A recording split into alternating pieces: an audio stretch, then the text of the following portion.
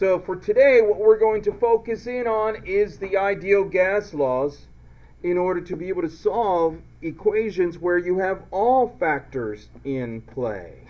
So what happens when you keep volume and the number of moles constant? Keep those constant but change pressure and temperature. Aha! That brings us to Gay-Lussac's law. Probably one of the funniest of all the law's names. Gay-Lussac's law, French guy, looked at pressure and temperature. P1 over T1 equals P2 over T2 if volume is kept constant. Folks, this is the law that will explain why a basketball that's just been sitting around and you pick it up and it doesn't have any bouncy bounce left in it. Let it sit there during the heat of the day, bring it up, pick it back up in the evening, start playing basketball, and that sucker is bouncing all over the place. Somebody fixed your basketball. No, Gay-Lussac's law happened all over it. Let's see.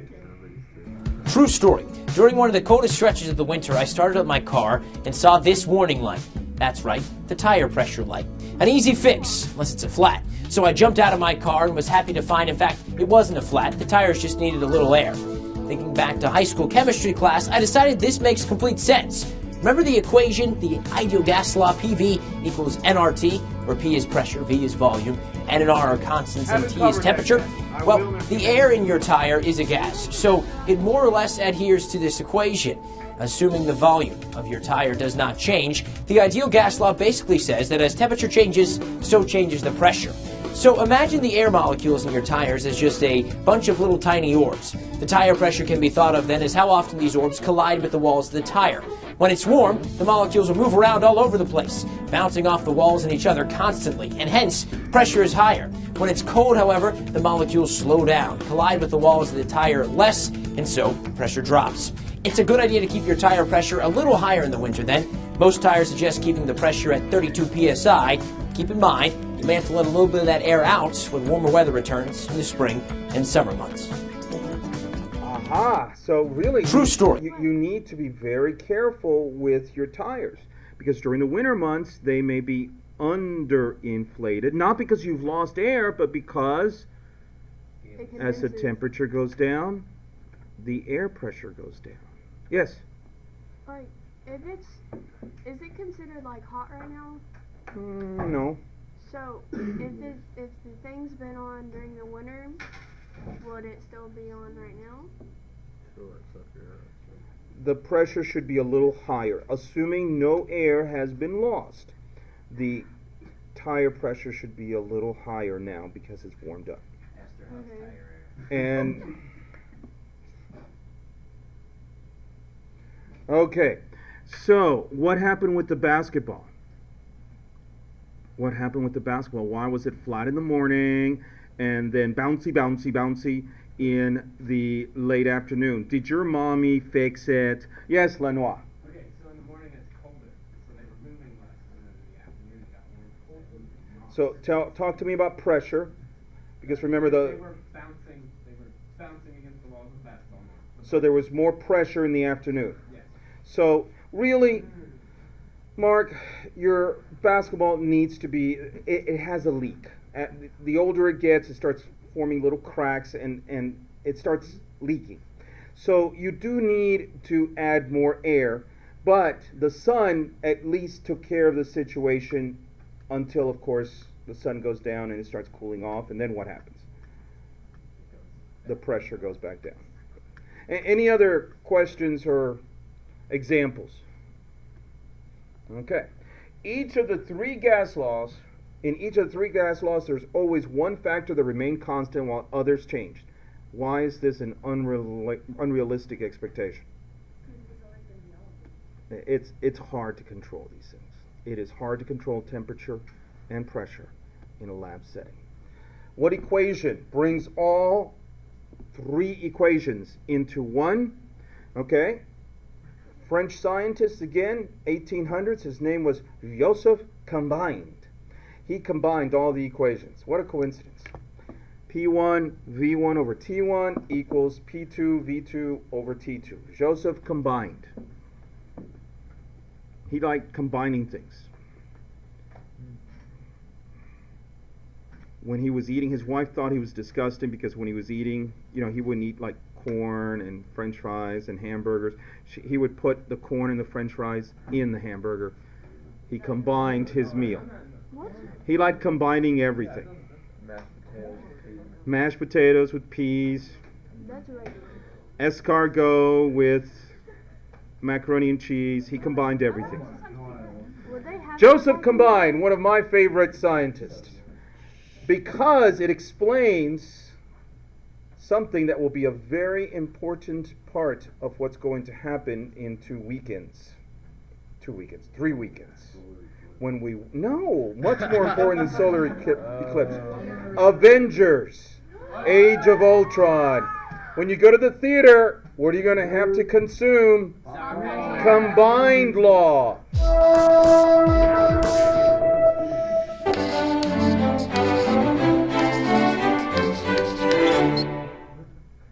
Hey everybody, I'm Ben. I'm Lauren. This is Brain Stuff. Oh, right, yeah. And that's why we're here. Today's question is, how does popcorn work?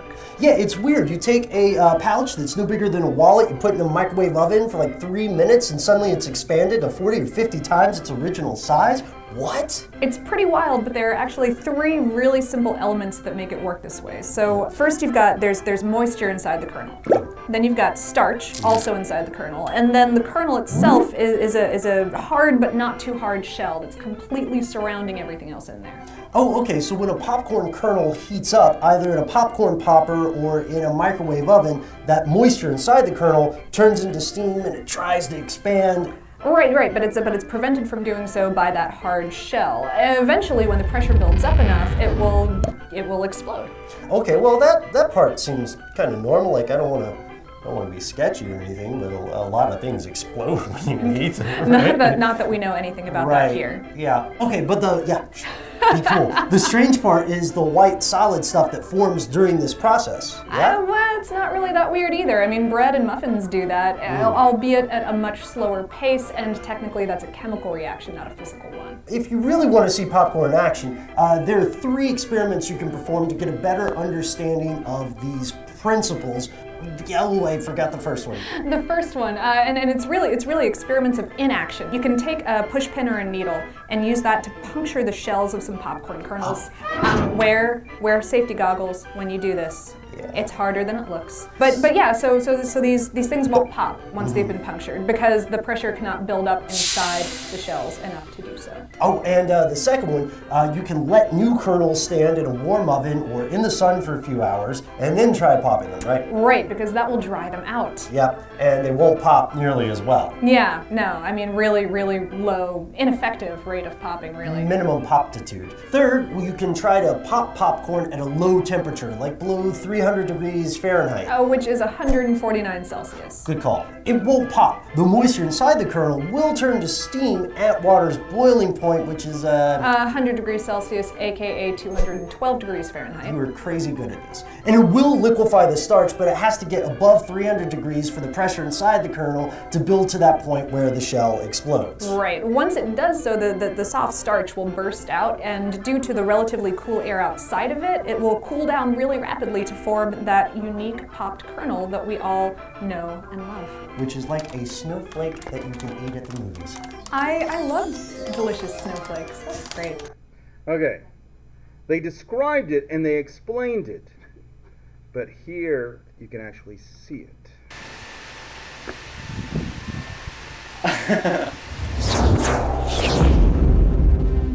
Hello, welcome to this slow motion video. I feel like I'm on a cooking show. Popcorn. So we've got some popcorn. It's the microwave stuff, I hope it works. Do you want to light that bad boy up actually? Yeah. Isn't that hot looking? Yeah, that's hot. So, yay! Do you like cooking shows? Yeah, I love cooking shows. First, add the popcorn. I've always wanted to do this. Have you? Yeah. You've never done it, have you? No. What? It's like half made. Now we wait. Oh, they're going. They're going. Oh, see you later. Flippin' heck. We'll wait for one to leave. There we go. That was good.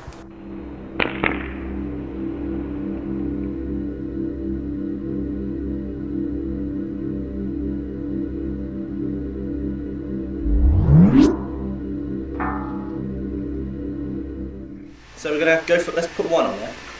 One. Get like a buttery one. You know the battery's on for that. Yes. Oh.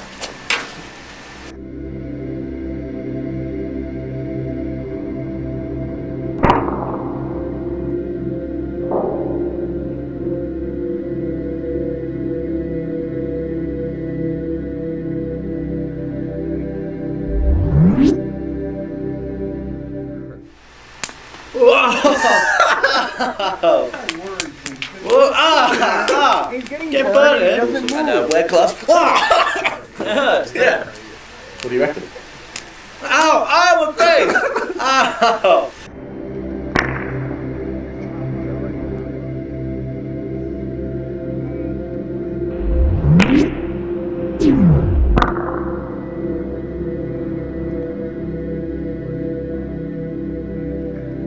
It's beautiful, isn't it? Wait till they go 10,000? I don't know. He describes it. You're gonna see.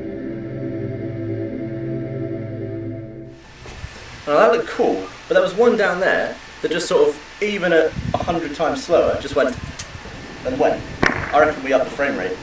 Yeah. Alright, I'm going to man the camera because it's such a small frame now, but this is at 10,000 frames a second. Oh! Ah! Alright, we got it. Whoa!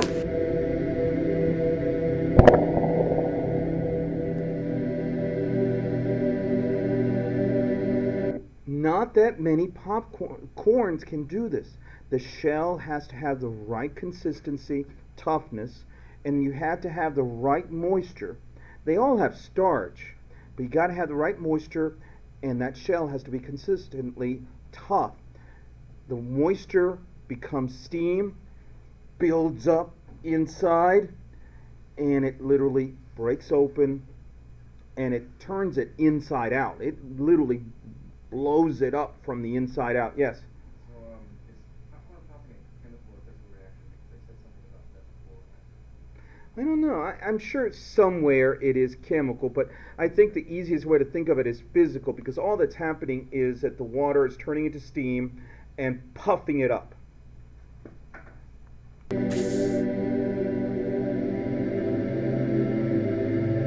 the steam coming out of there?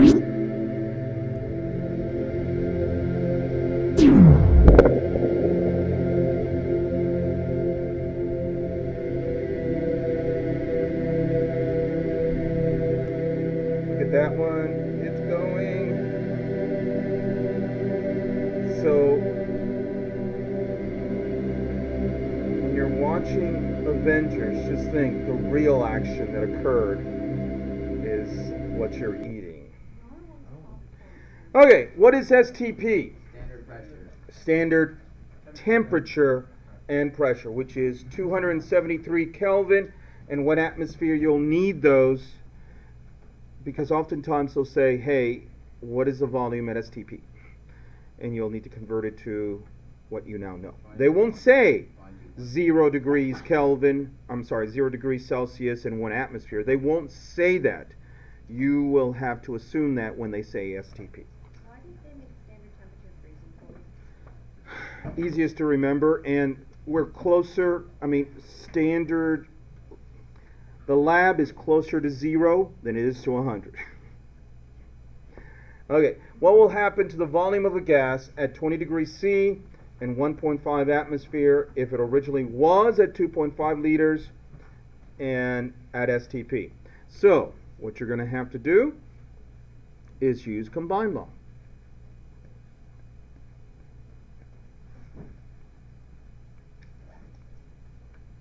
Originally, so pressure, standard pressure is 1 atmosphere.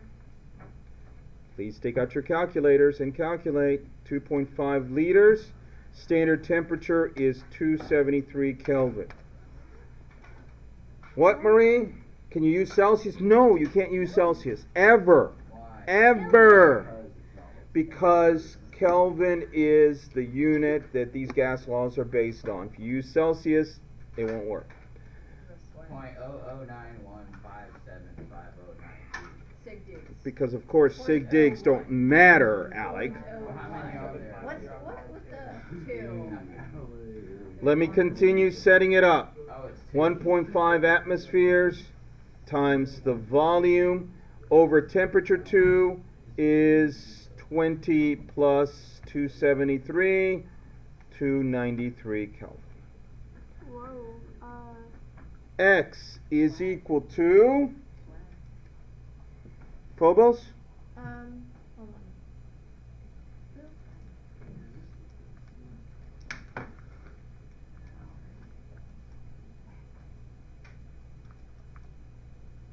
Anybody? So where did you get the 1 atmosphere from? What? Where did you get the 1 atmosphere from? Is it 1.7 or no 1.8? Let's see. However many decimal places they give you the liter, it's probably best to give it right back to them in the same decimal place. Yeah, I'm going to be so confused by this. I'm on the way. Standard temperature and pressure is what we just said. It's Yeah, I know. 1 atmosphere, 0 degrees Celsius, which is 273 Kelvin. I wouldn't know it. Who did it? A 3-liter sample of gas at STP has its pressure raised to 1.75. Okay, so here we go. V, here is T and P, nu P, nu T.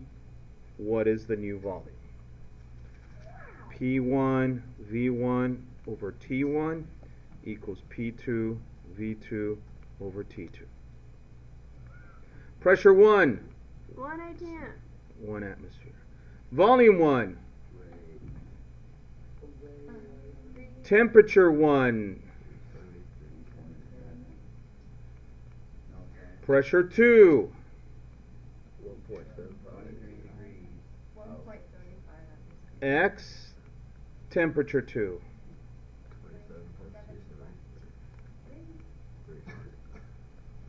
Calculate.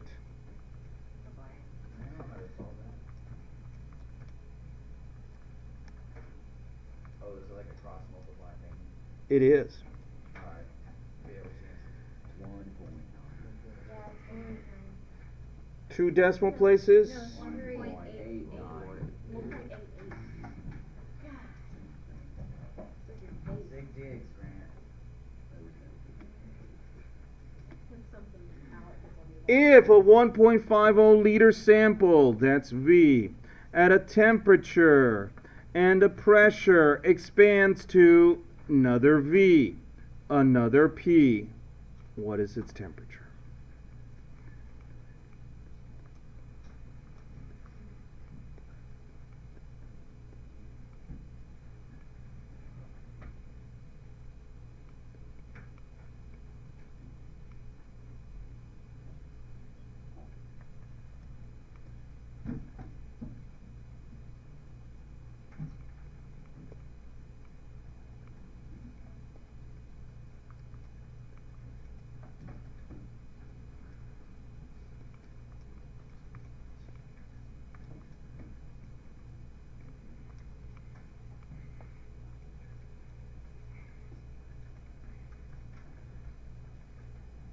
Do we have an answer?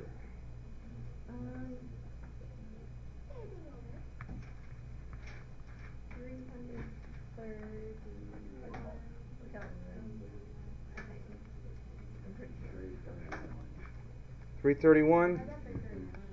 But it's 2 sig digs, right? Well, yeah, but it gets kind of tricky. I would just treat it as no decimal place. So just go no decimal place, 331. All right. So, like we said, it's actually very difficult to control all the conditions. Okay? So, it would be great. We have 4 laws. It would be great if we could somehow have a law that factored in the number of molecules, the number of moles. Okay? the one equation to rule them all. I call this Frodo's equation. Why is it Frodo's equation? There was the one ring, and in the darkness binds them. All right, here we go. Follow with me. Put your thinking caps on. Remember, Boyle's law was P times V equals K. Charles' law, V over T equals K. Avogadro's law, V over N equals K. Gay-Lussac's law, P over T equals K. Combine them all, Charles' law. Combine them all, P over V, PV over NT equals K. Get N and T to the other side by multiplying both sides by NT, and we have PV equals NKT. Now the guy that was working with this was a big Scooby-Doo fan, so you know that Scooby-Doo always begins every word with a R. So he was talking about a constant Scooby-Doo, and Scooby-Doo would say, Runstant. And the guy said, no, constant. And Scooby-Doo would go, Runstant. So he gave up, and he said, okay, fine, Scooby. PV equals nRT is the ideal gas law, where R stands for Runstant. Wait, did he really base that off of Scooby-Doo? No, totally made that up in hopes that you would remember that R is the same as K. Which is the same as C. Constant, right. Okay, so at this point, I've got a question for you. If I give you pressure and volume and temperature, can you determine the N? No. No, because what is still missing? Ronstant. What Ronstant is. So they were able to deduce Ronstant pretty easily by saying, okay, what's the easiest pressure to remember? One atmosphere. So R is always... What? Okay, so what we're going to do is we're going to solve for R by plugging in numbers for all of these. What's the easiest temperature to remember? 0 degrees Celsius, but we don't do Celsius. 273 K. What's the easiest mole to remember? 1. Now, if you have 1 mole at standard temperature and pressure, how many liters do you have, regardless of what? 22.4. So when you multiply and divide, you get 0.0821 atmospheres, liters, divided by mole times Kelvin. That is what R equals. Now, fact is that atmospheres is considered an archaic unit, even though it's probably used more often than kilopascals. Kilopascals is the new standard, so there is an R for kilopascals. So what you would do is you would replace this with 101.3 kilopascals in order to get 8.31 kilopascals liters per mole Kelvin. You don't have to memorize these numbers, because if you turn to the back of your periodic tables, you will see at least one of them. Turn to the back of the periodic table, take out a tattooing device, go to the gas law section, and I will allow you to add 0.0821 atmospheres liters per mole K. So even on the EOC, you will have access to the equation sheet that has these constants. Okay, where is it at? So this one is already on there. Add this one right beside it.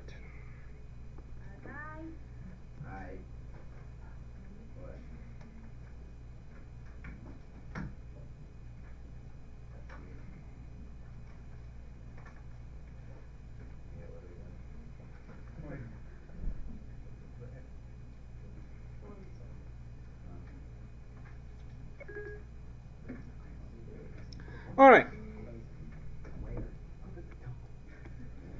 A sample of hydrogen gas has a volume. This is how I do all these. I don't remember all those equations. All I remember is the ideal gas law. PV equals nRT. So it has a volume, so I put a little check mark by the V. A temperature, check mark by the T. A pressure, check mark by the P. And they want to know the number of moles, so I put an X by there. Do we know R? We do now. Can we solve for this? Yes. N is equal to PV over RT. P is, V is, R is, which R are we using? We're going to have to use the R that has atmospheres. What, Mark? What if it's not in atmospheres or in kilopascals? You mean what if they give it to you in torrs or millimeters or PSIs? You're going to have to convert it. The first thing you're going to have to do is convert to atmospheres. Then you can continue.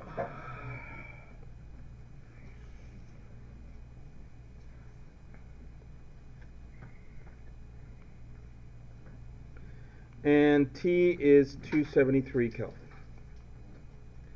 Okay, so Kelvin crosses out, liters crosses out, atmospheres crosses out, moles is all that's left. The answer is... You're going too fast.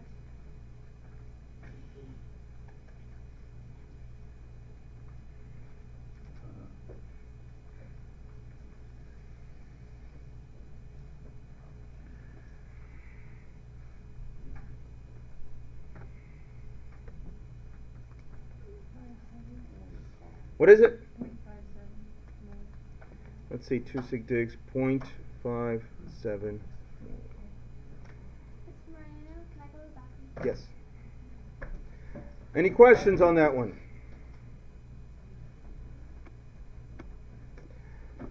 What volume? PV equals nRT. What volume? V is occupied by 0.250 mole. N, oh no, they want to know the volume, so it's X. Temperature and P, but the P, Mark, you called it. The P is in the wrong unit. So, torrs. What is the standard for torrs? What's torrs the same thing as? Yes. 371 torr, which is the same thing as millimeters. The standard is 760 millimeters. What do you want to convert to? Atmospheres or kilopascals? Whole lot easier to convert to atmospheres. So 371 divided by 760 is...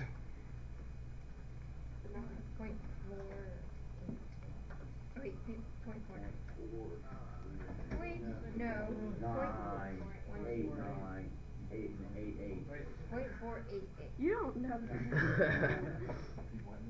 Okay, now do we have everything we need? We have R, so we're solving for V. V is equal to nRT over P. N is, R is,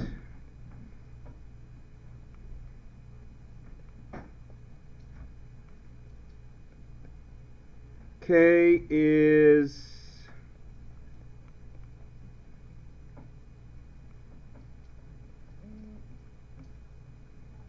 so K crosses out, moles crosses out, atmospheres crosses out, oh, divided by P.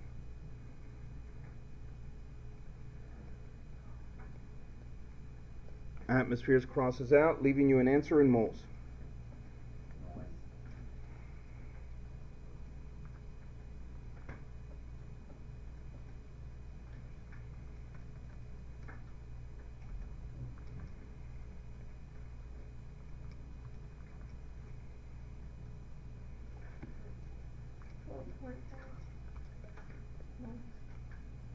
Try 12.5 liters.